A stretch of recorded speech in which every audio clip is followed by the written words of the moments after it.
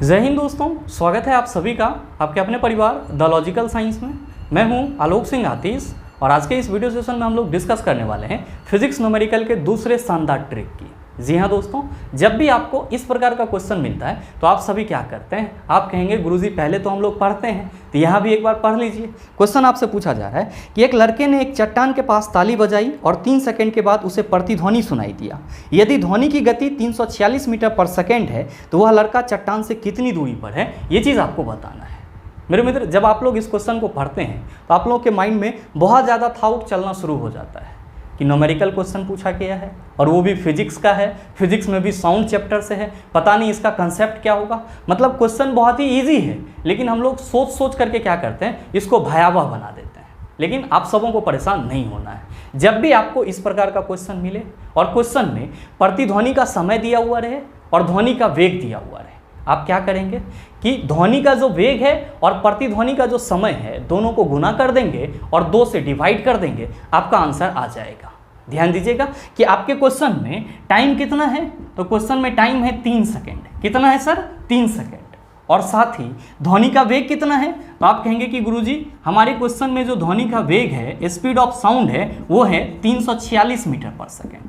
मैंने आपको क्या बताया कि जब भी आपको इस प्रकार का क्वेश्चन मिले और पूछा जाए कि लड़के और चट्टान के बीच की दूरी कितनी है, तो आपको क्या करना है कि जो स्पीड ऑफ साउंड है और जो समय है दोनों को गुना करके 2 से डिवाइड कर देना है। यानी कि अगर हम लोग इस क्वेश्चन को सॉल्व करें तो ये हो जाएगा 346 गुना 3/2।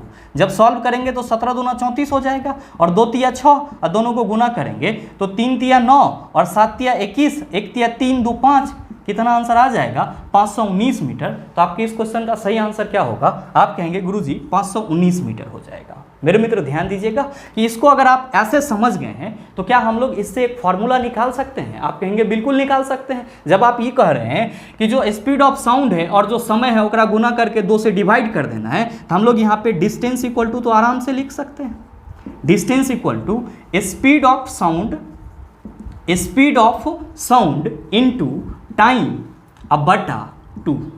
जब भी आपको इस प्रकार का क्वेश्चन मिले, क्वेश्चन में प्रतिध्वनि का समय दिया हुआ रहे और साथ ही साथ साउंड का वेग दिया हुआ रहे, तो आपको क्या करना है, तो जो साउंड का वेग है और जो प्रतिध्वनि का समय है दोनों को गुना करके 2 से डिवाइड कर देना है और आंसर पे टिक कर देना है।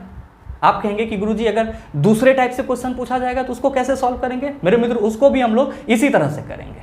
आप कहेंगे कोई दूसरा क्वेश्चन पूछा गया है क्या? बिल्कुल पूछा गया है, और वो भी ग्रुप डी के एग्जाम में। आइए उसको भी डिस्कस करते हैं।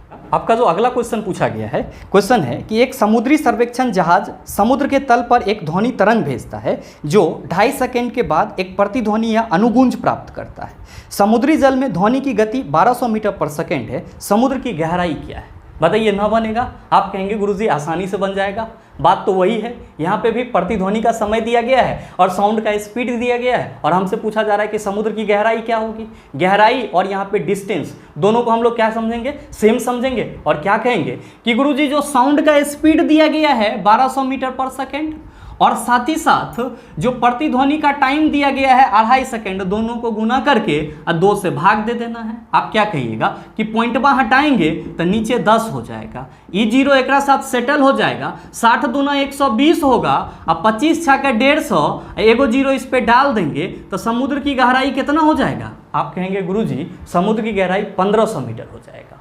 और मेरे मित्र, इसी कंसेप्ट के आधार पे मैं एक क्वेश्चन आप सबों के पास होमवर्क के रूप में छोड़ते जा रहा हूं और आप सभी इस क्वेश्चन का सही आंसर क्या होगा सॉल्व करके नीचे कमेंट करके जरूर बताइएगा। आपके कमेंट का इंतजार रहेगा। साथ ही उम्मीद करते हैं कि आप इस कंसेप्ट को समझ पाए होंगे और अब आपको इस प्रकार का कोई भी प्रश्न दे दिया जाए, मेरे ख्याल से आप उसका जवाब 100% दे पाएंगे।